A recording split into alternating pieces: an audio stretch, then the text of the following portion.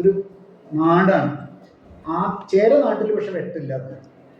അപ്പൊ അതിന്റെ ഒരു പെരുമാളുടെ കാലം വെട്ടത്ത് നാട് എന്ന് പറയുന്നത് ഇപ്പൊ ടിപ്പിക്കൽ വെട്ടത്ത് പുതിയങ്ങാടി എന്ന് പറയുന്നില്ലേ, അതിന് ചുറ്റുള്ള താനൂർ റീജിയനേ ഉള്ളൂ. പുഴയുടെ പുറം പുഴയുടെ അതെ. അയ്യങ്കുളം ഒക്കെ അന്ന് വെട്ടത്തിലാണ് വരുന്നത്. കാരണം നമുക്ക് ഈ രേഖയിൽ നിന്ന് കിട്ടുന്നുണ്ട്. അയ്യങ്കുളമാണ് ഈ അയങ്കലായിരിക്കണം. അയ്യങ്കുളം എന്നാണ് പക്ഷെ പഴയ രേഖയില്. അയ്യങ്കലാണ്. അതെ, അതെന്താന്ന് വെച്ചാൽ കണ്ടക്കുറുമ്പ അങ്ങനെയുള്ള ആ ഒരു റീജിയൻ ഉണ്ടല്ലോ, അതാണ് ഈ താനൂരിന്റെ ഒരു പ്രദേശം എന്ന് പറയുന്നത്. പിന്നെ ഇപ്പുറം പൂരപ്പുഴ വരെ ഉണ്ടാവും അല്ലേ? വെട്ടത്ത് അതെ ഉണ്ടാവും. പുഴയാണ് എപ്പോഴും അതിരുകൾ എപ്പോഴും പുഴയാണ് ചെയ്യുന്നത്. അപ്പൊ അങ്ങനെയുള്ള ഒരു റിലേഷനാണ് അവിടെ ഉള്ളത്. കേരളാധീശ്വരം എന്ന് പറഞ്ഞൊരു ക്ഷേത്രമില്ല, അത് ഇയാളുടേതായിരുന്നു. വെട്ടത്ത് രാജാവിന്റെ താഴേക്കാട്ട് കോവില് ഇപ്പൊ ഉണ്ടോന്ന് അറിയില്ല, അന്വേഷിക്കാവുന്നതാണ് നിങ്ങൾക്ക് വേണമെങ്കിൽ. താഴേക്കാട്ട് കോവില്, വെട്ടത്ത് രാജാവിന്റെ കോവിലൊക്കെയായിരുന്നു താഴേക്കാട്ട് കോവില്. വെട്ടത്ത് മാത്രമാണ് അത് ഐഡന്റിഫൈ ചെയ്യാൻ കഴിയുമെന്ന് നോക്കിയാൽ മതി. പേരുകളെ ചിലപ്പോൾ തറവാട്ടിലോ അല്ലെങ്കിൽ ക്ഷേത്രങ്ങളിലോ എവിടെയെങ്കിലൊക്കെ ഈ താഴേക്കാട്ട് എന്നുള്ള ഒരു ഇത് വരുന്നുണ്ട് നോക്കിയാൽ ആ കോവിലത്ത് വെച്ച് ഇയാളുടെ സ്ഥാനാരോഹണം നടത്തിയിട്ടില്ല. സാമൂതിരി പോയി നടത്തിയിട്ടില്ല. 17-ാം നൂറ്റാണ്ടിലെ രേഖകളിൽ അത് പറയുന്നത് താഴേക്കാട്ട് കോവിലത്ത് വെച്ചിട്ടാണ് അത് നടത്തുന്നത്. വെട്ടത്ത് രാജാവിന്റെ സ്ഥാനാരോഹണം.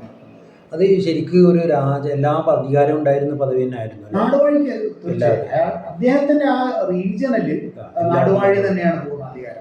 ഈ സാമൂതിരിക്ക് അതിന് മുകളിലുള്ള അധികാരം എന്ന് വെച്ചാൽ ഇദ്ദേഹം ഈ പറഞ്ഞ പോലെ സ്ഥാനാരോഹണം നടത്തുമ്പോൾ ഇയാൾക്ക് പണം കൊടുക്കണം. റവന്യൂ കളക്ഷൻ, റവന്യൂന്ന് ഒരു ഷെയർ മറ്റേ ഇൻഡിപെൻഡന്റ് ആണ് അയാൾ. വെട്ടത്ത് രാജാവ് വെട്ടത്തിന്റെ ഏരിയയിൽ ഇൻഡിപെൻഡന്റ് ആണ്. അതുകൊണ്ടാണ് അയാളുമായിട്ട് അയർത്തിരിക്കുക എന്നാണ് പറയാ. അതായത് ശത്രുതയില് അങ്ങനെ അയർത്തിരിക്കുന്ന കാലത്ത് ഇദ്ദേഹം അദ്ദേഹത്തിന്റെ പ്രദേശത്തേക്ക് അടക്കാതെയാണ് പോകുന്നത്. അപ്പൊ ഇദ്ദേഹത്തിന് പൊന്നാനിക്ക് പോകണം.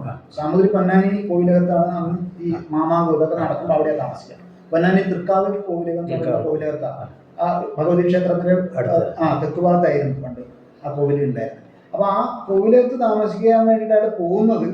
ഈ വെട്ടത്തിന്റെ ഒരു പ്രദേശത്തൂടെയാണ് പോവുക സാധാരണ. വെട്ടമായി അയർത്തിരിക്കുന്ന കാലത്ത് ചില തൈപ്പൂയൊക്കെ നടക്കുമ്പോൾ അതിൽ രേഖയിൽ എടുത്തു പറയും വെട്ടവുമായി അയർത്തിരിക്ക കൊണ്ട് അങ്ങോട്ട് പോയതുമില്ല, മറിച്ച് പുഴ കടന്ന് നേരെ പൊന്നാനി തൃക്കാവിലേക്ക് പോയി. അതായത് വെട്ടത്തിനെ ഒഴിവാക്കും. വെട്ടമായിട്ട് ഇതിലുള്ള കാലമാണല്ലോ, ശത്രുതയുള്ള കാലമാണ്, യുദ്ധം നടക്കുന്ന കാലമാണ്. യുദ്ധം നടന്നതിനൊരു രേഖയുണ്ട് നമുക്ക്. വെട്ടത്ത് പുതിയങ്ങാടിയിൽ പോയിട്ട് ഇവർ ആക്രമിക്കുന്നുണ്ട്. കോഴിക്കോട് സാമൂതിരിയുടെ പടയാളികൾ പോയിട്ട് ലോഗർ എന്നാണ് അവർ അറിയപ്പെടുന്നത്. ഈ ലോഗർ പോയിട്ട് ആക്രമിക്കുന്നു. എന്തോ പേര് തമ്മിലുള്ള തർക്കമാണ്. അപ്പൊ അതിൽ 6 പേരാണ് മരിക്കുന്നത് ഈ ഇതില്. എന്നിട്ട് അവിടെ നിന്ന് ഒരു വില്ല് കിട്ടി, ഒരു അമ്പ് കിട്ടി, ഒരു ശരം കിട്ടി എന്നൊക്കെ പറഞ്ഞ് കിട്ടിയതിന്റെ കണക്കാണ് നമുക്ക് കിട്ടുക. ഈ ഗ്രന്ഥവിധി അങ്ങനെയാണ്, കണക്കെഴുതുന്ന ഒരു രേഖയാണ്. അപ്പൊ അങ്ങനെ നമുക്കത് കിട്ടുന്നുണ്ട്. പെട്ടെന്ന് പുതിയങ്ങാടിയായിട്ട് അങ്ങാടി പോയിട്ടുള്ള ഈ ഫൈറ്റ് പീഡികൾ നശിപ്പിച്ചു എന്ന് പറയുന്നുണ്ട്. അവിടുത്തെ പീഡിക തന്നെ എഴുതിയിട്ടില്ല അന്നത്തെ 17-ാം നൂറ്റാണ്ടിലെ രേഖ. അപ്പൊ നശിപ്പിച്ചു എന്ന് പറയുന്നുണ്ട്. പക്ഷെ പിന്നീടും അത് തുടരുന്നുണ്ട്. പക്ഷെ രേഖയിൽ അവിടെ പറഞ്ഞു നിർത്തുകയാണ്. അതായത് ഇതിന് ശേഷം ഇനി എഴുതണ്ട. പിന്നെയും ആ ലോകറി പറഞ്ഞിട്ട് നമ്മൾ ഇനിയും അവർ വെടിമരുന്ന് സംഭരിക്കും. എന്നിട്ട് അത് കഴിഞ്ഞ് നമുക്കൊന്ന് ഒരു കനത്ത ആക്രമണം നടത്തണമെന്ന് ലോകരെ ആവശ്യപ്പെടുന്നത് പടയാളികൾ. അതിനുശേഷമുള്ള വിവരം പക്ഷേ സാമൂതിരി നടന്നില്ലയോ എന്ന് അറിയില്ല. സാമൂതിരി പിന്നെ ഉള്ള കാര്യം എഴുതണ്ട എന്ന് സാമൂതിരി പറഞ്ഞു. അതുകൊണ്ട് എഴുതിയിട്ടില്ല. എഴുതൽ സാമൂതിരി പറഞ്ഞിട്ട് തന്നെയാണ് കൂടെയുള്ള ആളുകൾ ഡോക്യുമെന്റേഷൻ ആണ്. അപ്പൊ മേനോക്കിക്ക് കൊടുക്കുന്ന നിർദ്ദേശം അനുസരിച്ച് എഴുതുക. അത് ഇടയ്ക്കിടെ അങ്ങനെ പറയും ഇതിനു ശേഷം എഴുതണ്ട, എന്നിട്ട് എഴുതാഞ്ഞു എന്ന് തന്നെ. അതായത് സാമൂതിരിയേക്കാൾ സത്യം തന്നെയാണ് എഴുതുന്ന ആള്. സാമൂതിരി എഴുതണ്ടെന്നേ പറഞ്ഞുള്ളൂ. പക്ഷെ ഇയാളെന്ത് ചെയ്യും, എഴുതണ്ടെന്ന് അദ്ദേഹം പറഞ്ഞു എന്ന് കൂടി എഴുതി കളയും. അങ്ങനെ അതാണ് ഒരു തെളിവ്. അപ്പൊ ഈ സാമൂതിരിയുടെ കീഴിൽ ഇപ്പൊ വെട്ടത്തുനാട് ഉണ്ടെന്ന് പറഞ്ഞ പോലെ വേറെയും ഒരുപാട് നാട്. ഇപ്പൊ കൊല്ലംകോട് വെങ്ങുന്നനാട്ട് നമ്പിടി എന്ന് പറയുന്നത്. വെങ്ങുന്നനാട്ട് നമ്പിടി എന്നാണ് പഴയ പേരുകളൊന്നും അല്ല ഇപ്പൊ അറിയപ്പെട്ടത്. കൊല്ലംകോട് രാജ എന്ന് വിളിക്കുന്നത്. പാലക്കാടിലെ കൊല്ലംകോട് രാജ ഇതേപോലെ ഒരു നാട് വഴിയാണ്. ഇതേപോലെ ഈ കൽപ്പകഞ്ചേരി വരുന്ന ദേശമൊക്കെ കൽപ്പകഞ്ചേരി അല്ല, കൽപ്പകഞ്ചേരി സാമൂതിരിയുടെ ഭാഗത്തുള്ള ആളായിരുന്നു. കൽപ്പകഞ്ചേരി തമ്പ്രാക്കൾ തന്നെയായിരുന്നു. ആഴ്വാഞ്ചേരി മറുഭാഗത്ത് ശുഗപുരത്തിന്റെ ചുഗപുരം എന്ന് പറയും. ഇവര് തമ്മിൽ 2 ഗ്രൂപ്പുണ്ട്. ഈ ബ്രാഹ്മണ ഇതില് ശുഗപുരം ആഴ്വാഞ്ചേരി തമ്പ്രാക്കൾ നമ്മൾ ആദവനാടൊക്കെ വരുന്ന ആഴ്വാഞ്ചേരി തമ്പ്രാക്കൾ. അദ്ദേഹത്തെ പിൽക്കാലത്ത് എല്ലാവരും അംഗീകരിക്കുന്നുണ്ട്. പക്ഷെ ആദ്യകാലത്ത് അദ്ദേഹം ശുഭപുരത്തിന്റെ നേതാവാണ്. ശുഭപുരം എന്ന് പറയും, ചൊവ്വരം എന്നാണ് എന്ന് പറഞ്ഞാൽ എടപ്പാള് ദക്ഷിണാമൂർത്തി ക്ഷേത്രമൊക്കെയുള്ള തന്നെ ഇപ്പം എടപ്പാളിന്റെ തൊട്ടടുത്തുള്ള ആ സ്ഥലമാണ്. അതാണ് ശുഭപുരം. അപ്പൊ ആ ശുഭപുരത്തിന്റെ ആളാണ് ആഴ്വാഞ്ചേരി തമ്പ്രാൻ, അതിന്റെ നേതാവാണ് തമ്പ്രാനാണ്. ഏറ്റവും ഉയർന്ന അവിടെ ഒരു വലിയ ബ്രാഹ്മണ സമൂഹം ഉണ്ടായിരുന്നു. ശുഭപുരക്കാർ ഇപ്പോഴും കണ്ടിട്ടുണ്ട്. പന്നിയൂരുകാരുടെ ആളാണ് കൽപ്പകഞ്ചേരി, പന്നിയൂര്. ആ പന്നിയൂർ ബ്രാഹ്മണരാണ് പിന്നീട് എന്താ ഈ അവരുടെ സ്ഥാനം പദവിയും താഴോട്ട് പോകുന്നത്. പന്നിയൂർ ഇപ്പോഴും ക്ഷേത്രമുണ്ട് അവിടെ, പന്നിയൂർ രാമമൂർത്തി ക്ഷേത്രം. അപ്പൊ അതുകൊണ്ട് താനൂർ വെടിയിലുള്ള പ്രദേശമാണ്. താനൂരല്ല, താനൂരിലില്ല ശരിക്കൊരു പോർട്ട്. പോർട്ടുള്ളത് എവിടെയാന്ന് വെച്ചാൽ ബേപ്പൂരാണ്. ബേപ്പൂർ ചാലിയാണ് പോർട്ട്. പിന്നെ ഇയാൾ വെട്ടത്തിന്റെ ഇത് നടക്കുന്നത് എപ്പോഴും എവിടെയാണ്, ചാലിയം കേന്ദ്രീകരിച്ചിട്ടാണ്. അതുകൊണ്ടാണ് ഈ ചാലിയം പോർട്ട് പോയതോടെ സാമൂതിരിക്ക് ഏറ്റവും നഷ്ടമുണ്ടായ കാലത്താണ്. കാരണം ചാലിയം ആ ഫോർട്ട് ഉപയോഗിച്ചുള്ള കുഴപ്പം എന്താ വെച്ചാൽ ഇദ്ദേഹത്തിന് പൊന്നാനിയിലേക്ക് ഉള്ള പോക്കും ഇദ്ദേഹത്തിന് ബേപ്പൂരിലേക്കുള്ള ഈ ഇതിന്റെ മൂവ്മെന്റും ഇവർക്ക് നിയന്ത്രിക്കാൻ കഴിയും ചാലിയത്തിൽ. അപ്പൊ എന്താണെന്ന് വെച്ചാൽ ഇദ്ദേഹത്തിന്റെ കുറേയധികം ട്രേഡിനെ അത് സ്വാധീനിച്ചു തുടങ്ങി. അങ്ങനെയാണ് അവസാനം ഇതിനെ തകർക്കാൻ തന്നെ ഇവർ തീരുമാനിക്കുന്നത്. ചാലിയാണ് ഏറ്റവും അത് ഈ പറഞ്ഞ പോലെയാണ്. അതായത് വെട്ടവുമായിട്ട് സാമൂതിരി മോശം ഒരു ടേംസിൽ ഉണ്ടാവാനുള്ള ഒരു കാരണങ്ങളൊന്നും ഇതാണ്. ചാലിയം കോട്ട അദ്ദേഹത്തിന് കൊടുത്തതാണ്. അത് ഇത് ഇദ്ദേഹം പറഞ്ഞു കേൾക്കാതെ പോർച്ചുഗീസുകാർക്ക് നിർമ്മിക്കാൻ അവസാനം അത് ഇദ്ദേഹം ഒരിക്കലും അനുവദിച്ചതല്ല. അത് ഇവര് തന്നെ ഉണ്ടാക്കിയ ഒരു വേറെ ഉണ്ട്. ഇദ്ദേഹം ഈ താനൂരിലെ രാജാവ് പിന്നെ അദ്ദേഹത്തെ വലിയ പദവിയിൽ സാമൂഹിക പദവിയിൽ എത്തിക്കാന്ന് ഒരു വാഗ്ദാനം ചെയ്തിരുന്നു പോർച്ചുഗീസുകാർ. അപ്പൊ അങ്ങനെ പറഞ്ഞിട്ട് അദ്ദേഹം മതം മാറാൻ തയ്യാറായിരുന്നു. ഈ അതെ ക്രിസ്ത്യാനിറ്റിയിലേക്ക് പോവാം. അങ്ങനെ വെട്ടത്തെ രാജാവ് ഒരാള് വെട്ടത്തെ രാജാവ് ക്രിസ്ത്യാനിറ്റിയിലേക്ക് മതം മാറുന്നുണ്ട്.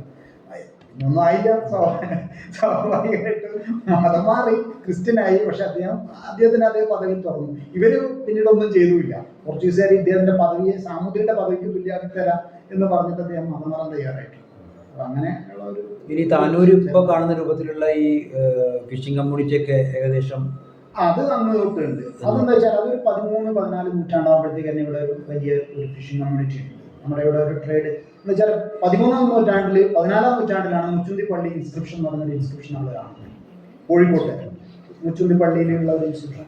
അതില് സാമൂതിരി പള്ളിക്ക് നിലങ്ങൾ കൊടുക്കുന്നത് കാണുന്നുണ്ട്, പള്ളിക്ക് കൊടുക്കുന്ന നില. അപ്പൊ അതിൽ അറബിയിലുള്ള കൂഫിക് ലിപിയിലുള്ള എഴുത്തുകളുണ്ട്, വട്ടയെഴുത്തിലുണ്ട്. മലയാള ഭാഷയുണ്ട്, അറബിയുണ്ട്, 2 ഭാഷകളുണ്ട്. ഇപ്പോഴും അവിടെ പ്രസവത്താണ്. ഈ ഇപ്പൊ ക്രിസ്ത്യാനിറ്റിയിലേക്ക് മാറി എന്ന് പറയുന്ന രാജാവിന്റെ അങ്ങനെ പേരെന്തെങ്കിലും എനിക്കൊന്നും ഈ രാജാക്കന്മാരുടെ പഴയ ഇതിലെന്താ പറയുക, 3 പേര് സാധനം ഉണ്ടാക്കും. അവരുപയോഗിക്കുന്നതിന് ഗോദരവി, അങ്ങനെ വട്ടത്തെ രാജാവിന്റെ ഒരു എനിക്ക് തോന്നുന്നു ഒരു 3 പേര് വേണ്ട. അത് ഏതൊക്കെയാണെന്ന് നോക്കണം. 3 പേര് അവർ ഉപയോഗിക്കുന്നു. 3 പേഴ്സണൽ നെയിംസേ ഉണ്ടാവും. അതിങ്ങനെ മാറി മാറി ഉപയോഗിക്കുക. ഇപ്പൊ സാമൂതിരിക്കുള്ള മാനവിക്രമൻ, മാനവേദൻ, വീരരായൻ 3 പേരാണ് സാമൂതിരിയുടെ. എല്ലാവർക്കും അത് തന്നെയാണ് പേര്.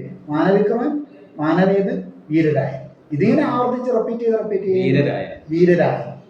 അങ്ങനെ 3 പേരുണ്ട്. ഈ വീരരായൻ തന്നെയാണ് വൈരായി അങ്ങനെ അല്ല, വീരരാജൻ എന്ന് പറഞ്ഞാൽ വീരരായൻ എന്ന് പറഞ്ഞാൽ വീരരാജാവ്, വളരെ ബ്രേവ് ആയ രാജാവ്. വീരരായൻ പണം. അത് പുതിയ പണം. കോഴിക്കോട് നിന്ന് ഇറക്കിയ പുതിയ പണത്തിന്റെ പേര് വീരരായൻ പണം. എന്റെ പേര് ഗോദരവി ആ രീതിയിലാണ്. ഗോദരവി അങ്ങനെ ഒരു 3 പേര് തന്നെയാണ് അവർക്കുള്ളത്. പക്ഷെ രേഖയിൽ അവരുടെ പേര് വെട്ടമുടയ മൂത്ത കോവിൽ എന്നാണ്. ഈ രാജാവിനെ രേഖയിൽ കോഴിക്കോട് ഗ്രന്ഥവരിയിലെല്ലാം പറയുന്നത് ഇവരുടെ പേര് വെട്ടമുടയ മൂത്ത കോവിൽ. വെട്ടത്തെ രാജാവിന്റെ പേരാണത്. വെട്ടത്തെ രാജാവ് ഒരു രേഖയിൽ പോയി വലിയ ഗ്രന്ഥവരി നോക്കിയാലും എവിടെയും വെട്ടത്ത് രാജ എന്ന് പറയില്ല. അവിടെ എല്ലാം പറയുന്നത് വെട്ടമുടയ മൂത്ത കോവിൽ എന്നായിരിക്കും. മൂത്ത കോവിൽ. സാധാരണ മൂത്ത കോവിൽ എന്നുള്ള കോവിൽ സാധാരണ സ്ത്രീകൾക്ക് ഉപയോഗിക്കുക. പക്ഷെ പെരുമ്പടപ്പിലും വെട്ടത്തിലും ഇവരുടെ ആണുങ്ങൾക്ക് തന്നെ പുരുഷന്മാർക്ക് ഉപയോഗിക്കുന്നത് മൂത്ത കോവിലാണ്. ഇവിടെ നെടുവിരിപ്പിൽ മൂത്ത കോവിൽ എന്ന് പറഞ്ഞാൽ ഏറ്റവും മൂത്ത പിന്നെ സ്ത്രീയാണ് കോഴിക്കോട് മൂത്ത കോവിൽ. ഇവിടെ അതുപോലെ ഇതിപ്പോ ഈ വെട്ടത്ത് രാജാവിന്റെ അധികാരങ്ങളൊക്കെ ഏകദേശം ഏത് കാലഘട്ടത്തിലായിരിക്കും വെട്ടത്തിന്റെ നഷ്ടപ്പെടുന്നത്? 1792 ആകുമ്പോഴത്തേക്ക് എക്സ്റ്റിങ്ക്റ്റ് ആയി എന്നാണ് പൊതുവെ ഇപ്പോൾ വിശ്വസിച്ചിട്ടുള്ളത്. ചില ആളുകൾ ഇപ്പൊ തിരൂർ ദിനേശിന്റെ ഒരു പുസ്തകത്തിലൊക്കെ പറയുന്നുണ്ട് അതിനുശേഷം ഇത് തുടർന്നു എന്നൊക്കെ പറയുന്നുണ്ട്. പക്ഷെ നമ്മുടെ രേഖകളിൽ ഈ ബ്രിട്ടീഷ് ഡോക്യുമെന്റ്സിൽ എക്സ്റ്റെൻഡ് ആയി, അതുകൊണ്ട് അവരെന്ത് ചെയ്തിട്ടില്ല, കരാർ വെച്ചിട്ടില്ല. 92 ബാക്കി എല്ലാവരുമായിട്ട്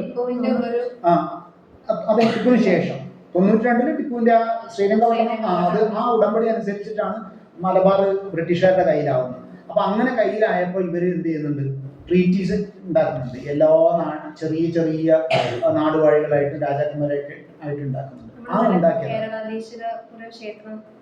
അവിടെ കാണാൻ പോയപ്പോഴേ അവിടുത്തെ ആളുകൾ പറഞ്ഞത് ടിപ്പുവിന്റെ ആക്രമണം ഉണ്ടായിട്ടുണ്ട്, ഇവിടുന്ന് സമ്പത്ത് കൊണ്ടുപോയി. അല്ല അത് സാധ്യതയുണ്ട്. എന്താ വെച്ചാല് അല്ല ആ കാലത്ത് ഹൈദരാലിയുടെ കാലം തൊട്ട് ഈ ഇങ്ങോട്ട് പട നയിക്കുന്നുണ്ട്. അപ്പൊ പൊന്നാനി തൃക്കാവിൽ ഇരുന്നിട്ട് ഹൈദരാലി പൊന്നാനി തൃക്കാവിന്റെ സമീപത്ത് താമസിക്കുന്നതായിട്ട് നമുക്ക് വിവരമുണ്ട്. വെള്ളയുടെ ചരിത്രം എന്ന് പറയുന്ന ഒരു ഗ്രന്ഥമുണ്ട്. അവിടെ അദ്ദേഹത്തെ ഒരു നമ്പൂതിരി, വെള്ള നമ്പൂതിരി എന്ന് പറയുന്ന നമ്പൂതിരി പോയിട്ട് ഹൈദരാലി നവാബിനെ പോയി കണ്ട് സംസാരിക്കുന്നുണ്ട്. ഇയാൾക്ക് കന്നഡയൊക്കെ അറിയാൻ തോന്നുന്നു. അപ്പൊ ഇദ്ദേഹം കന്നഡയിൽ ഞാൻ ചോദിച്ചു, അതിന് എന്നോട് കന്നഡയിൽ മറുപടി പറഞ്ഞു എന്നൊക്കെ പറയുന്നുണ്ട് ഈ വെള്ള നമ്പൂതിരി. അപ്പൊ അങ്ങനെ അപ്പൊ അദ്ദേഹം ചോദിക്കുന്നുണ്ട്, ഈ ഇയാൾ കുറെ സ്വർണവും ഇതൊക്കെ കൊണ്ടുവന്നിട്ടില്ല, അതൊക്കെ എവിടെയാ വെച്ചിട്ടുള്ളതെന്ന് ചോദിക്കുന്നുണ്ടെന്നാണ് അത് എഴുതി വെച്ചാൽ. അതേപോലെ ഹൈദരാലി താമസിച്ചിരുന്ന ഒരു വീട് എന്ന് പറഞ്ഞിട്ട് നമ്മളെ ഇപ്പൊ മലയാള സർവകലാശാലയുടെ അടുത്ത് അരിക്കാഞ്ചിറ എന്ന് പറഞ്ഞ സ്ഥലത്ത് ആളുകൾ പറയുന്നുണ്ട് അന്ന് താമസിച്ചിരുന്ന വീടാണ്. വെള്ളയുടെ ചരിത്രം പറയുന്നുണ്ട്. അദ്ദേഹത്തെ അവിടെ പോയിട്ടാ കണ്ടത്. വെള്ളയുടെ ചരിത്രം വെള്ള ഗൃഹചരിത്രം അല്ല വെള്ളയുടെ ചരിത്രം എന്ന് പറഞ്ഞിട്ട് തന്നെ എന്നെ നമ്പൂതിരി എഡിറ്റ് ചെയ്തുള്ള ഒരു പുസ്തകമാണ്. വെള്ള ഗൃഹ ചരിത്രം ഉണ്ടാവും. അത് വെള്ളമനം, അത് മറ്റേ ഇവരാണ് എന്താണ് ഒരു ഭക്തിയുള്ള ഒരു ഇതുണ്ടല്ലോ, ഒരു ഭക്ത ഇതായിട്ടുള്ള അവിടുത്തെ ഒരു ഫേമസ് ആയിട്ടുള്ള ആ ഗൃഹക്കാരാണ് ഇപ്പൊ വെള്ളമനക്കാരെന്ന് ആവശ്യം ഇത് ചെയ്യുന്നത്. ഒരു വലിയൊരു ഭക്ത കവിയൊക്കെ ആയിട്ടുള്ള അദ്ദേഹത്തിന്റെ ഒരു അനുസ്മരണ ദിനം ഈ വെള്ളക്കാരായിട്ടോ ചെയ്യുന്നത്. അതിലായിട്ട് നിങ്ങൾ പറഞ്ഞ ഒരു പുസ്തകത്തിന്റെ കയ്യിലുണ്ടായിരുന്നു, വെള്ള ഗൃഹചരിത്രം. എന്താ അദ്ദേഹത്തിന്റെ പേര് എനിക്ക് വായിൽ വരുന്നുണ്ട്, കിട്ടുന്നില്ല. ഒരു ഭക്ത കവിയാണ്. പൂന്താനല്ല പോലെ അതെ അവിടെ വെള്ള നെൽപ്പത്തൂരും അല്ല അങ്ങനെ അല്ലാത്തൊരു വെള്ള ഒരു കൃഷ്ണഭക്തനായിട്ടുള്ള ഒരാളുണ്ട്. അദ്ദേഹത്തിന്റെ ഒരു ഗൃഹമാണ്. ഈ വെള്ളയുടെ ചരിത്രം അല്ല എന്നെ നമ്പൂതിരി എഡിറ്റ് അല്ല വെള്ള നമ്പൂതിരിയിൽ പെട്ടുള്ള ആളാണ്. ഇദ്ദേഹത്തിന്റെ പേര് വേറെയാണ്. പക്ഷെ ഈ ഇദ്ദേഹം എന്താണ് മഴവങ്ങലല്ല, ഒരു നമ്പൂതിരിയാണ്. പിന്നെ ഇപ്പൊ ഈ അധികാരം വെട്ടത്തുനാടിന് അധികാരവും മേൽക്കോമയൊക്കെ നഷ്ടപ്പെട്ടിട്ട് പിന്നെ സത്യം പറഞ്ഞ കൺട്രോളായിരുന്നു. അപ്പൊ എന്തൊക്കെ ഈ താനൂർ മേഖലയിൽ പ്രധാനമായിട്ടും കാർഷിക രംഗത്തും ജീവിത രീതികളിലും ഒക്കെ പിന്നെ അതുപോലെ ട്രാൻസ്പോർട്ടേഷനിലും ഒരുപാട് മാറ്റങ്ങൾ പിന്നീട് സംഭവിക്കുന്ന മാറ്റങ്ങളെല്ലാം കൊളോണിയൽ കാലത്ത് നടക്കുന്ന മാറ്റങ്ങളെല്ലാം അത് എല്ലായിടത്തുള്ള മാറ്റങ്ങൾ രാജാവിന്റെ ഒക്കെ അധികാരം കൈമാറ്റം ഏത് സിസ്റ്റം പ്രകാരമാണ്? മരുമക്കത്തായിരുന്നു. അത് എല്ലായിടത്തും മരുമക്കത്തായിരുന്നു. ഈ ആളുകളെല്ലാം തന്നെ ഇങ്ങനെ അവർക്ക് 6 സ്ഥാനം ഉണ്ടായിരുന്നു. വെട്ടത്തിന് 6 സ്ഥാനം, ഈ സാമൂഹിക 5 സ്ഥാനം ഉണ്ടായിരുന്നു. കൂറുവാഴ്ച എന്നാണ് നമ്മൾ അതിനെ പറയുന്നത്. ഓരോ 1-ാം കൂറ് 2-ാം കൂറ് ഇങ്ങനെ കൂറുവാഴ്ച പറയും. മൂക്കുമുറ അനുസരിച്ചിട്ടാണ്, അതായത് സീനിയോറിറ്റി അനുസരിച്ചിട്ടാണ് അവിടെ അത് തീരുമാനിക്കുക. ഈ സീനിയോറിറ്റി എന്ന് പറയുന്നത് ആ മൊത്തം ഫാമിലിയിലുള്ള സീനിയോറിറ്റിയാണ്. ഏറ്റവും മെയിൻ മെമ്പറിൽ ഏറ്റവും സീനിയറായ ആളാണ് രാജാവ്, ഏറ്റവും സീനിയർ മോസ്റ്റ്. അതിൽ എന്തില്ല, മറ്റ് തരംതിരിവൊന്നുമില്ല. കുറേ കോവിലങ്ങൾ ഉണ്ടാവും അവർ, അതായത് താവഴികൾ. കുറേ താവഴി ഉണ്ടാവും. പക്ഷെ എല്ലാ താവഴിയിലും കൂടി മരുമക്കത്തായ ലൈനിലെ ഏറ്റവും മൂത്ത ആളാരാണ്, അദ്ദേഹമാണ് അവിടെ വെട്ടത്ത് രാജാവോ ഇവിടെ സാമുദ്രിയോ ഇവിടെ അങ്ങനെ ഏറ്റവും മൂത്ത ആളാണ്. അപ്പൊ അതിന് താഴെയുള്ള ആള് അപ്പൊ തന്നെ നമ്മൾ തീരുമാനിക്കുന്നുണ്ട്. 6 സ്ഥാനം അപ്പൊ തന്നെ തീരുമാനിച്ചു വെച്ചിട്ടുണ്ട്. അപ്പൊ ഈ സ്ഥാനക്രമം മാറിക്കൂല. സ്ഥാനം കിട്ടാൻ വേണ്ടി മറ്റൊരു അപകടപ്പെടുത്താൻ അത് വളരെ വളരെ സാധ്യത. ഈ സിസ്റ്റം അതാണ് ഈ പൂർവാഴ്ചയുടെ ഒരു പ്രധാന പ്രത്യേകത എന്ന് പറയുന്നത്. അതായത് ഒരാൾക്ക് അപകടപ്പെടുത്തിയിട്ടൊന്നും എന്താവാൻ ഒക്കൂല, സാമൂതിരിയാവാം അല്ലെങ്കിൽ വെട്ടത്തരാജാവാന്ന് വിചാരിച്ച് നടക്കില്ല. കാരണം എന്ന് പറഞ്ഞാൽ ഇതിങ്ങനെ പട്ടിപ്പടിയായിട്ട് തന്നെ കയറാൻ പറ്റുള്ളൂ. 6-ാം സ്ഥാനത്ത് വന്ന ആൾക്കെന്നാൽ പെട്ടെന്ന് രാജാവ് ബാക്കി 5-ാളും തട്ട് എന്ന് പറയുന്നത് നടക്കുന്ന കാര്യം. അതുകൊണ്ട് അതില്ല. അത് എല്ലാവരും എടുത്തു പറയുന്നൊരു സാധനമാണ്. അതായത് ഇവിടെ ഒരു തർക്കമില്ല. കൊച്ചിയിൽ ഉണ്ടായതുപോലെയുള്ള ഒരു തർക്കം, അനന്തരാവകാശ തർക്കം കോലത്ത് നാട്ടിലുണ്ടായിരുന്നു, കൊച്ചിയിലുണ്ടായിരുന്നു. അവിടുത്തെ ഒരു പ്രശ്നം എന്ന് വെച്ച് കഴിഞ്ഞാൽ കൊച്ചിയിൽ സംഭവിക്കുന്നത് ഈ താവഴികൾക്കിടയിൽ ചില താവഴികൾ ശക്തി ആർജിച്ചു. അപ്പൊ അവിടെ മൂത്ത താവഴിയും ഇളയ താവഴിയും തമ്മിൽ എന്നും അടിപിടിയാണ്. അപ്പൊ അവിടെ റൊട്ടേഷൻ ഉണ്ട്.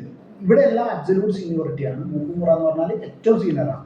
അവിടെ എന്താ പ്രശ്നം പറഞ്ഞാൽ ഒരു താവഴി കഴിഞ്ഞാൽ അടുത്ത താവഴിയാണ് അധികാരത്തിൽ വരിക.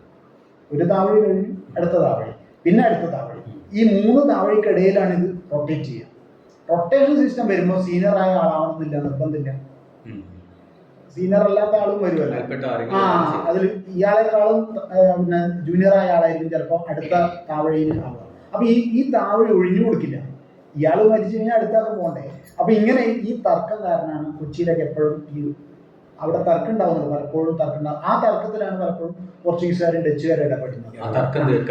അതിൽ സാമൂതിരി ഇടപെടുന്നുണ്ട്. പലപ്പോഴും മൂത്ത താവഴിയെ സഹായിച്ചിരുന്നത് സാമൂതിരിയാണ്. ഒരു തർക്കം വരുമ്പോൾ മൂത്ത താവഴിയുടെ ഭാഗത്തേക്ക്. ഈ തർക്കം ഇവിടെ ഇല്ല. വെട്ടത്തില്ല, വള്ളുവനാട്ടിലില്ല, കോഴിക്കോട്ടില്ല. ഇവിടെ സീനിയോറിറ്റി, അബ്സല്യൂട്ട് സീനിയോറിറ്റി. അപ്പം ഈ 5 ആൾ ഇതുപോലെയാണ്. വെട്ടം ഉടയ മൂത്ത കോവിൽ, അടുത്ത ആളുടെ പേര് വെട്ടം ഇളയ കോവിൽ, പിന്നെ 3-ാംകുട കോവിൽ, 4-ാംകുട കോവിൽ, 5-ാംകുട കോവിൽ, 6-ാംകുട കോവിൽ. ഇങ്ങനെ 6 പൊസിഷനാണ്. അത്രയേ ഉള്ളൂ. ഞാൻ വെട്ടത്ത് വെട്ടത്ത് രാജാവിന്റെ പാലസ് പോലെയുള്ള സംവിധാനങ്ങളൊക്കെ എവിടെയായിരുന്നു? അല്ല, അതാണ് പറഞ്ഞത്. നമുക്ക് അറിഞ്ഞുകൂടാ. ഈ കേരളാധീശർ ഈ പറഞ്ഞ പോലെ അവരുടെ ഒരു ഇതായിട്ട് മനസ്സിലാവും. ഇദ്ദേഹത്തിന്റെ ഒരു നോവലോട് വേണമെങ്കിൽ പറയട്ടോ. ഈ എന്താണ് കേരളേശ്വരം, മാതൃഭൂമി ഇറക്കിയിട്ടുള്ളത് അല്ല, പ്രിന്റിലുള്ളതാണ്. മാതൃഭൂമിയുടെ വീണ്ടും അത് ഇറക്കിയിട്ടുണ്ടോ എന്ന് എനിക്ക് സംശയമുണ്ട്. അവർ 80കളിലായിട്ടാണ് കഴിഞ്ഞ പ്രാവശ്യം ഇറക്കിയത്. വീണ്ടും കേരളേശ്വരൻ ഇറക്കിയ കേരളേശ്വരൻ എന്ന് പറഞ്ഞ ഈ രാമൻ നമ്പീശന്റെ. ഞാനത് വായിച്ചു. കൊളുത്താട്ടിന്റെ കയ്യിൽ നിന്ന് ഞാൻ പണ്ട് വായിച്ചിരുന്നു. എന്റെ ഗൈഡാണ്. തിരൂരാണ്, കൊടക്കൽ. ഈ പാലസും അവരുടെ ഭരണ സംവിധാനത്തിന്റെ കേന്ദ്രം എവിടെയായിരുന്നു കുറിച്ച് കൃത്യമായിട്ട് താഴെക്കാട്ട് കോവിലകാണ് ഇവരുടെ കോവിലകം. കാരണം അവിടെയാണ് ഇയാളുടെ ഇത് നടക്കുന്നത്, സ്ഥാനാരോഹണം നടക്കുന്നത്. സ്വാഭാവികമായിട്ടും അവിടെ തന്നെയാണ് അദ്ദേഹത്തിന്റെ. അവിടെ പക്ഷെ 3-4 കോവിലുണ്ടാവും. കാരണം എന്ന് പറഞ്ഞാൽ 3 താവഴി ഉണ്ട് എന്ന് പറഞ്ഞാൽ ഈ ഓരോ താവഴിക്കും ഓരോ കോവിലുണ്ടാവും. എന്താണ് കൽപ്പകഞ്ചേരി പറഞ്ഞില്ല. കൽപ്പകഞ്ചേരി പോലെയാണ് തമ്പ്രാക്കളുടെ ഒരു കോവിലകാണ്. അതായത് ശരിക്ക് തമ്പ്രാക്കളുടെ മനയായിരിക്കും. പക്ഷെ സാമൂതിരിയുടെ രേഖയിലെല്ലാം എപ്പോഴും കാണുക കൽപ്പകഞ്ചേരി കോവിലകം എന്നാ. കാരണം എന്ന് വെച്ചാൽ സാമൂതിരി അവിടെ പോയിട്ട് എപ്പോഴും താമസിക്കുന്നുണ്ട്. ഏത് രാജാവ് താമസിച്ചാലും അത് ഓട്ടോമാറ്റിക്കലി എന്താവും, കോവിലകാവും. അങ്ങനെയാണ് അവര് താമസിച്ചാൽ അത് കോവിലകം. കോയുടെ താമസ സ്ഥലങ്ങളാണ്. അതെ, കോവിലകം ആകുക എന്ന് അവർ എഴുതുന്നത് തന്നെ.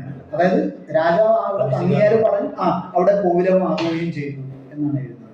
അതില് നമുക്ക് സാമൂഹിക ചരിത്രം എഴുതാനുണ്ട്, സാംസ്കാരിക ചരിത്രം, രാഷ്ട്രീയ സാമൂഹിക ചരിത്രം കുറച്ചുകൂടി വിപുലമായ, അതായത് കേരളത്തിന്റെ ഒരു കോണ്ടെക്സ്റ്റിലുള്ള സാധനം തന്നെയാണ് പൊതുവെ. അതായത് വട്ടത്ത് നാടിന് പ്രത്യേകതകൾ അധികമൊന്നും ഉണ്ടാവില്ല. എന്നുവെച്ചാൽ പൊതുവെ കേരളത്തിലുള്ള മധ്യകാല അല്ലെങ്കിൽ പ്രാചീനകാല കേരളത്തിൽ എങ്ങനെയായിരുന്നു അതിന്റെ തുടർച്ച മധ്യകാലത്തും അതിനുശേഷം ആധുനിക കാലത്തും വലിയ വ്യത്യാസങ്ങൾ അതിനകത്ത് കാണാനില്ല. എന്ന് പറഞ്ഞാൽ ഏതാണ്ട് സമാനമായിരിക്കും എല്ലായിടത്തും. പിന്നെ ആകെ ഇവിടെ ഉണ്ടാകുന്ന ഒരു വ്യത്യാസം എന്ന് പറഞ്ഞാൽ ഇപ്പം ഉൾനാടൻ ലാൻഡ് ലോക്ക്ഡ് ആയിട്ടുള്ള ഇപ്പോൾ ഒരു സ്ഥലത്തുള്ള പോലെ ആയിരിക്കില്ല, കോസ്റ്റൽ ആണെന്നുള്ള ഒരു വ്യത്യാസം. അതാണ് പ്രധാനമായിട്ട് കണക്കിലെടുക്കുന്നത്. 2 ട്രേഡ്, സമുദ്ര വ്യാപാരം വളരെ പ്രധാനമായിരുന്നു. അതാണ് ഇവരുടെ ഈ പിന്നെ വള്ളുവനാടിനെ അപേക്ഷിച്ച് വെട്ടത്തനാടിനുണ്ടായിരുന്ന അഡ്വാൻറ്റേജ്. ഇവർക്ക് ട്രേഡിൽ നല്ല, വള്ളുവനാട് ഒരു പോർട്ടില്ല, അവര് ലാൻഡ് ലോക്ക്ഡ് ആയി അവിടെ.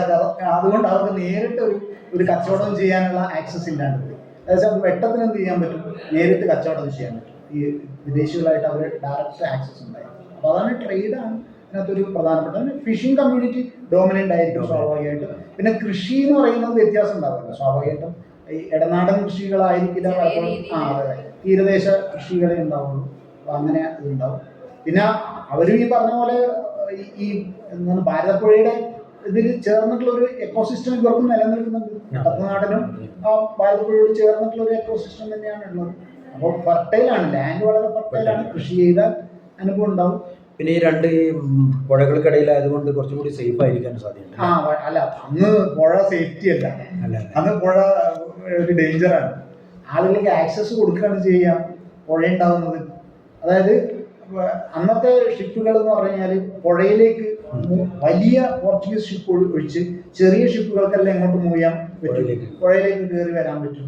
അപ്പൊ അതുകൊണ്ട് സേഫ്റ്റി എപ്പോഴും കുറവായിരിക്കും. ആക്സസ് പിന്നെ കിട്ടുകയാണല്ലോ ചെയ്യും. അത് അന്ന് എല്ലാ കാലത്തും അതുകൊണ്ടാണല്ലോ ഒരു കുഞ്ഞാലിയുടെ ഫോഴ്സ് വളരെ പ്രധാനമാകുന്നത്. എന്തുകൊണ്ടാണ് നേവൽ ഫോഴ്സ് എന്നുള്ളത് രീതിയിലാണ്. ബാക്കി നായർ പട എപ്പോഴും കരയിലാണെങ്കിലും നേവൽ ഫോഴ്സ് എന്ന് പറയുന്നതാണ് എപ്പോഴും ഈ വിദേശികൾ വന്നതിന് ശേഷം വളരെ പ്രധാനപ്പെട്ട ഒന്നായി മാറുന്നത്. അതുകൊണ്ടാണല്ലോ പൊന്നാനി പോർട്ട് ഭയങ്കര ഇമ്പോർട്ടൻ്റ് ആകുന്നത്, വളരെ ഡോമിനൻ്റ് ആയിട്ടുള്ള ഇമ്പോർട്ടൻ്റ് ആയിട്ടുള്ള. കാരണം കൊച്ചിയായിട്ടുള്ള സംഘർഷത്തിൽ ആദ്യ സ്പോട്ട് ഏതായിരിക്കും? പൊന്നാനി ആയിരിക്കും. പൊന്നാനി പോർട്ടായിക്കോട്ടെ, കോഴിക്കോടല്ല. അപ്പോൾ അതുകൊണ്ടാണ് പലപ്പോഴും സാമൂതിരി പിന്നീട് പിൽക്കാലത്ത് അവിടെ ഒന്ന് സ്ഥിരം താമസിക്കുന്നതാണ് പൊന്നാനിയിൽ. പൊന്നാനി മാത്രമേ പിന്നെ തെക്കോട്ട് പോകുന്നുണ്ട് പല സ്ഥലം. അതുപോലെ ഈ വേറെ ഏതെങ്കിലും ഗ്രന്ഥങ്ങളിൽ ഈ താനൂരിനെ കുറിച്ച് താനൂര് ഇത്രയും രേഖകൾ ഇത്രയൊക്കെ തന്നെ വരുന്നുള്ളൂ. വലിയ സ്ത്രീകളെ കുറിച്ച് അല്ല, സ്ത്രീകളെ കുറിച്ച് മാത്രമായിട്ടുള്ള ഒരു വിവരം ഒന്നിലില്ല. പഴയ രേഖകളുടെ ഒരു പൊതു സ്വഭാവം എന്ന് വെച്ചാൽ ഇപ്പൊ കോഴിക്കോട് എന്താ പറയുക, സ്ത്രീകളുടെ പേര് വരുന്നുണ്ട്. വരുന്ന എന്താണെന്നറിയോ? പലപ്പോഴും വരുന്ന പേരെന്ന് വെച്ചാൽ പരിചാരികമാരില്ലേ, സാമൂതിരിയുടെ അടിച്ചുതളിക്കാര്, അവരുടെ പേര്, അല്ലെങ്കിൽ അദ്ദേഹത്തിന്റെ നേത്യാർമാര്, അല്ലെങ്കിൽ കുറച്ച് അരിസ്റ്റോക്രാറ്റിക് ക്ലാസ്സിൽപ്പെട്ട ആളുകളുടെ പേര്, അവരുടെ പേരൊക്കെ വരും. പഴഞ്ചേരി, ഇട്ടിച്ചേരി ദേവി, നേത്യാർ, ഒരു 4-5 പേരൊക്കെ തന്നെ ഉള്ളൂ, ഒരുപാട് പേരൊന്നുമില്ല. സ്ത്രീയുടെ ചരിത്രം ഇല്ല, സ്ത്രീ ആബ്സെന്റ് ആണ്. അതിപ്പോ സാധാരണ മനുഷ്യരെ കുറിച്ച് അതിലില്ലല്ലോ. രേഖകളിലെല്ലാം സാധാരണ മനുഷ്യരുണ്ടാവില്ല, സ്ത്രീകൾ ഉണ്ടാവില്ല. ഇതുമായി റിലേറ്റ് ചെയ്തിട്ടുള്ള ആളുകൾ, അതെ ആ ആളുകളെ കുറിച്ച് ഉണ്ടാവുള്ളൂ. പിന്നെ അതിൽ തന്നെ ചിലപ്പം വരുന്നുണ്ട്. ഇപ്പം ചില ആൾക്കാർക്ക് തലയ്ക്കെട്ട് കൊടുത്തു എന്ന് പറയുന്നുണ്ട്. പിന്നെ പുല്ലാനിക്കാട്ട് കുഞ്ചു എന്ന് പറയുന്ന ഒരാൾക്ക് തലയ്ക്കെട്ട് കൊടുത്തു എന്ന് പറയുന്നുണ്ട്. പിന്നെ വണ്ണാത്തന്മാർക്ക് ഇത് കൊടുക്കുന്നതായി പറയുന്നുണ്ട്, പേര് വിളിക്കുന്നതായി പറയുന്നുണ്ട്. അവര് തന്നെ ആരാണ്? ആ സമൂഹത്തിലെ ഏറ്റവും, സമുദായത്തിലെ ഏറ്റവും ഉയർന്ന ആൾക്കാരാണ്. ഇപ്പൊ കോഴിക്കോട്ട് കോയയെ കുറിച്ച് പറയുന്നുണ്ട്. കോയ വളരെ പ്രധാനപ്പെട്ട ശാബന്തർ കോയയാണ്. തുറമുഖത്തിന്റെയൊക്കെ ട്രേഡിൽ ഏറ്റവും ലീഡ് ചെയ്യുന്ന ആളാണ് ശാബന്തർ കോയ. അപ്പൊ കോയയെ കുറിച്ച് നമുക്കറിയാം. കുഞ്ഞാലിയെ കുറിച്ച് അറിയുന്നുണ്ട്, മരക്കാരെ കുറിച്ച് അറിയുന്നുണ്ട്. അദ്ദേഹത്തിന് കുഞ്ഞിക്കലന്തർ എന്ന് പറയുന്ന ആൾക്ക് കുഞ്ഞാലി മരക്കാർ എന്ന പേര് കൊടുത്തു എന്നൊക്കെ പറയുന്ന ഒരു രേഖയാണ്. അല്ല, പൊന്നാനി ശരിക്കും കൊച്ചിയായിരുന്നു. കൊച്ചിയിൽ നിന്ന് അവര് പിന്നീട് പൊന്നാനിയിലേക്ക് വന്നു. പൊന്നാനിയാണ് അവരുടെ പിൽക്കാല ബേസ് ഉണ്ടായിരുന്നത്. സ്വാഭാവികമായിട്ടും ഒന്നും കിട്ടാനുള്ള ഒരു ചാൻസ് ഇല്ല കുഞ്ഞാലിയുടെ. പക്ഷെ ഈ ബെൽറ്റ് മുഴുവൻ അവരുടെ അണ്ടറിലായിരുന്നു. Ponnani to Calicut coastal belt എന്ന് പറയുന്നതിന്റെ ഒരു പ്രൊട്ടക്ഷൻ അവരുടെ. ഇവർക്ക് നായർ പടയാളികൾക്കൊന്നുമില്ല ഈ ഇതുമായി ബന്ധപ്പെട്ടുള്ള ഒരു അറ്റാക്കും അവരുടെ ഈ വെട്ടനാടിന്റെ സൈന്യമൊക്കെ നല്ല ശക്തമായ സൈന്യമായിരുന്നു. അതോ ഒരു അന്നത്തെ യുദ്ധം കേട്ടാൽ തന്നെ അറിയാലോ, 6 പേര് കൊല്ലപ്പെട്ട യുദ്ധത്തെ കേട്ട. ഞാൻ അന്ന് വളരെ വാള്, കുന്തം, പിന്നെ അമ്പുകൾ ഉപയോഗിക്കുന്നുണ്ട്. അമ്പ് പിടിച്ചെടുത്താ പറയുന്നത്. വേറെ യുദ്ധങ്ങളൊന്നും അത് കാണുന്നില്ല. എന്നിട്ട് അടുത്ത യുദ്ധത്തിൽ ഇവർ എന്ത് തന്നെ ഉപയോഗിക്കാൻ തീരുമാനിച്ച തോക്ക്, അതാണ് വെടിമരുന്ന് ഇവർ സംഭരിച്ചു എന്ന് പറയുന്നത്. അപ്പൊ നോർമലി അവരെന്ത് ചെയ്യുന്നില്ല, തോക്കുകൾ ഉപയോഗിച്ചുള്ള യുദ്ധം ചെയ്യുന്നില്ല. ഒരു തരം പടമുട്ടുന്ന ഇവരെന്നെ പറയാം. ആളുകൾ പിന്നെ രാത്രിയിലൊന്നും പോയി അറ്റാക്ക് ഒന്നും ചെയ്യുന്നില്ല. അത് മാമാങ്കത്തിലൊക്കെ നമ്മൾ ചെയ്യുന്നുള്ളൂ. അല്ലാത്ത കേസുകളിൽ പറഞ്ഞുറച്ച് ഒരു സ്ഥലത്ത് വന്ന് അറ്റാക്ക് ചെയ്യാം. ഈ ലെവലിലാണ് വലിയ നമ്മൾ വള്ളുവനാടിന്റെ അങ്ങനെ തന്നെയായിരുന്നു. വള്ളുവനാടിന്റെ ചാവേറുകളുടെ വരവ് ഏത് സമയത്തും ഉദ്ദേശിച്ചു. അവര് ആ മാമാങ്ക കാലത്തും തൈപ്പൂയത്തിന്റെ കാലത്തും എപ്പോഴും വരുന്നുണ്ട്. അവരുടെ അത് നമുക്ക് പാട്ടുകളുണ്ട് കേട്ടോ. ഈ അത് പിന്നെ നിങ്ങളുടെ ഇത് വരുന്നുണ്ടോ? മാമാങ്ക വരുന്നു. അത് നമുക്ക് ചാവേർ പാട്ടുകൾ എന്ന് പറയുന്ന പാട്ടുകൾ കുറച്ച് വിവരങ്ങൾ കിട്ടുന്നുണ്ട്. ചാവേറിന്റെ വരവ്, അവരുടെ മരണമൊക്കെ ആ സിനിമയിൽ കണ്ട പോലത്തെ ഒരു പാട്ടുണ്ട്, കണ്ടർമേനോൻ പാട്ട്. അതാണ് ആ സിനിമയിൽ ഒരു കുട്ടി മരിക്കുന്നെല്ലാം. അത് അതില് കണ്ടർമേനോന്റെ മകൻ ഇത്താപ്പു പറയുന്ന ഒരു കുട്ടിയുണ്ട്. ആ സിനിമയിൽ കാണിക്കുന്ന ഒരു കുട്ടി. ആ കഥ ഇതാണ്. ആ ഇത്താപ്പുവിന്റെ ഇതൊരു പാട്ട് തന്നെയാണ്. പുള്ളുവന്മാര് പാടി. മാമാങ്കം താനൂര് ഭാഗത്തേക്ക് ഉണ്ടാവാനുള്ള സാധ്യതയില്ലല്ലോ. ഇവിടുന്ന് ആളുകള് താനൂര് വെട്ടം പങ്കെടുക്കുന്നു. ഇദ്ദേഹം ഇയാൾക്ക്, അതായത് ഈ ചടങ്ങിനോടനുബന്ധിച്ച് വെട്ടത്തിന് ഒരു തറയുണ്ട്. ആ തറയിൽ ഇദ്ദേഹം ഇരിക്കുന്നുണ്ട്. അങ്ങനെ വെട്ടം വളരെ എപ്പോഴും ഇതിൽ പ്രസന്റ് ആണ്. ഈ ക്ഷേത്ര ഉത്സവവുമായി ബന്ധപ്പെട്ടിട്ട് വെട്ടത്തിന്റെ റോള് വളരെ പ്രധാനമാണ്. അല്ലാണ്ട് വെട്ടത്തിന് മാത്രമായിട്ടുള്ളൊരു അത് സത്യത്തിൽ വള്ളുവപ്പനാഥിയുടേതായിരുന്നു. ഈ തിരുനാവായ എന്ന് പറയുന്നതും മാമാങ്കും രണ്ടും അതായത് സാമൂഹ്യം പിടിച്ചെടുത്തതാണ്. അപ്പൊ അങ്ങനെയാണ് അതിന്റെ രാഷ്ട്രീയ പിന്നെ സാംസ്കാരിക ചരിത്രം. പിന്നെ നിങ്ങൾക്ക് എന്ത് ചെയ്യാന്ന് വെച്ചാൽ പിൽക്കാലത്ത് അത് തൃക്കണ്ടിയൂര് എഴുത്തച്ഛന്റെ ഇത് അറിയാലോ. തൃക്കണ്ടിയൂരുണ്ട്. പിന്നെ തുഞ്ചൻ ഘോഷ അപ്പുറത്ത് പോകില്ലേ നിങ്ങളുടെ നോർമൽ ഇതിനപ്പുറത്തേക്ക് ഉണ്ടല്ലോ. പിന്നെ അവിടെയുള്ള ഈ ബ്രഹ്മക്ഷേത്രം ആയതുള്ള അത് തവനൂരല്ലേ? അത് ഇതിൽ വരുന്നതല്ലേ?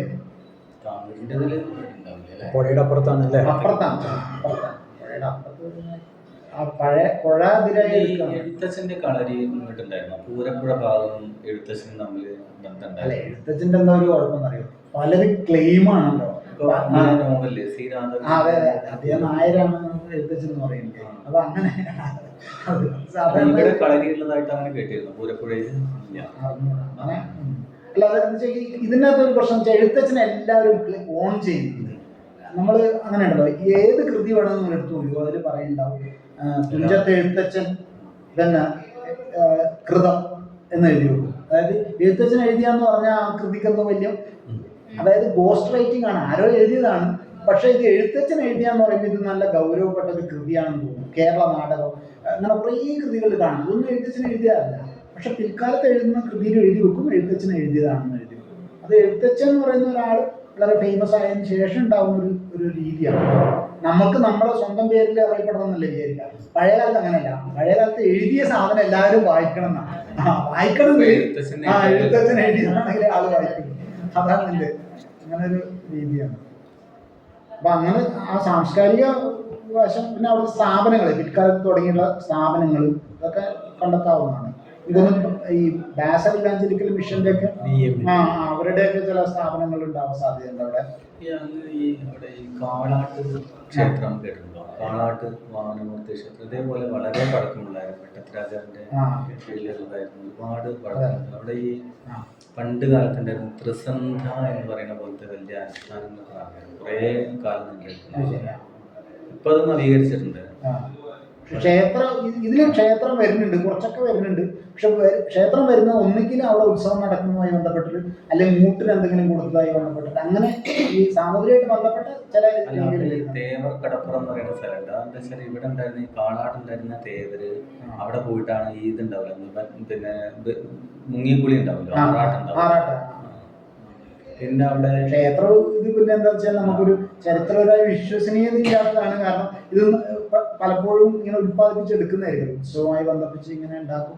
പിന്നെ മാത്രമല്ല ഇതിനകത്ത് എന്താ വെച്ചാൽ ഈ മിത്തിലുള്ള ഒരു പ്രധാന പ്രശ്നം വെച്ചാൽ ആളുകൾ സത്യത്തിൽ ഇതെന്താ നടന്നതെന്നുള്ളത് മറന്നുപോകും. അറിഞ്ഞുകൂടാത്ത ഒരു കുറെ തലമുറ കഴിയുമ്പോൾ പിന്നെന്താന്ന് വെച്ചാൽ നമ്മൾ അന്ന് കാണുന്ന യുക്തി അനുസരിച്ച് ഇതിനെ കഥ ഉണ്ടാക്കിയെടുക്കും. അങ്ങനെയാണ് പേരുകൾക്കെല്ലാം നമ്മൾ കുറെ കഥ ഉണ്ടാക്കുന്നത്.